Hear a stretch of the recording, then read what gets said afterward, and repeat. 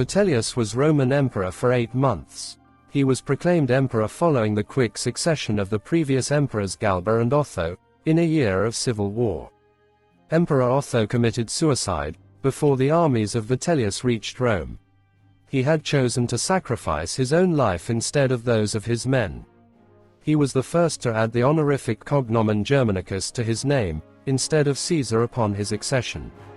Aulus Vitellius was born to Lucius Vitellius, a consul and former governor of Syria, and his wife Sextilia in Campania.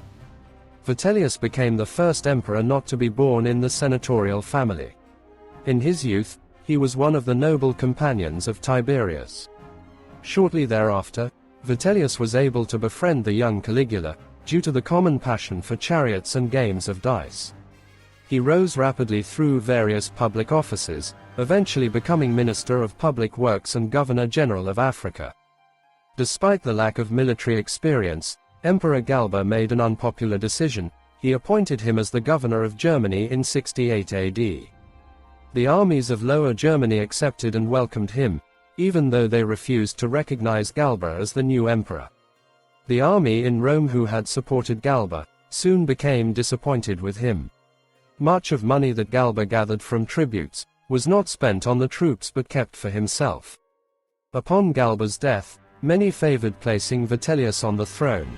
However, Otho, former governor of Lusitania, was named the emperor of Rome. When Vitellius heard of Galba's death, he divided his army into 2 separate divisions. One went to Gaul, and one went to meet Otho, north of Rome. The 2 armies met at the First Battle of Bedriacum in 69 AD.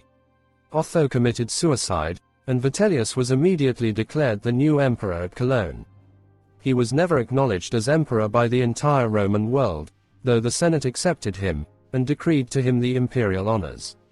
Most accurately, he was proclaimed emperor of the armies of Germania, and the armies of Gaul, Britannia and Rhaetia sided with them.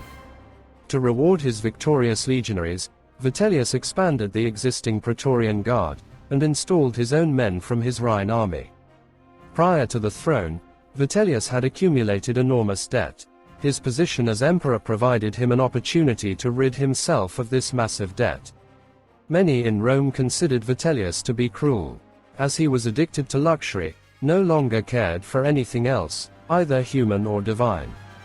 He is even reported to have starved his own mother to death, to fulfill a prophecy that he would rule longer, if his mother died first.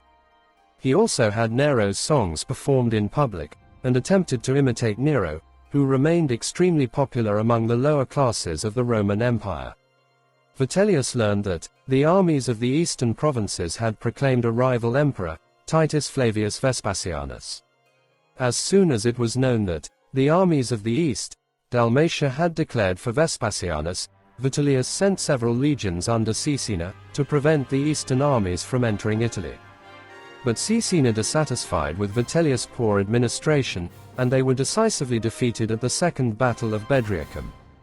Vitellius then sent Fabius Valens to rally supporting armies in Gaul, but forces of Vespasian captured and executed him soon after. Vitellius tried to escape Rome in disguise, however he was captured by Vespasian's men, and while pleading for his life, he was dragged through the streets, tortured and killed. His body was thrown into the Tiber, and was beheaded and his head paraded around Rome, and his wife attended to his burial. His brother and son were also killed. Immediately, Vespasian was named the new emperor.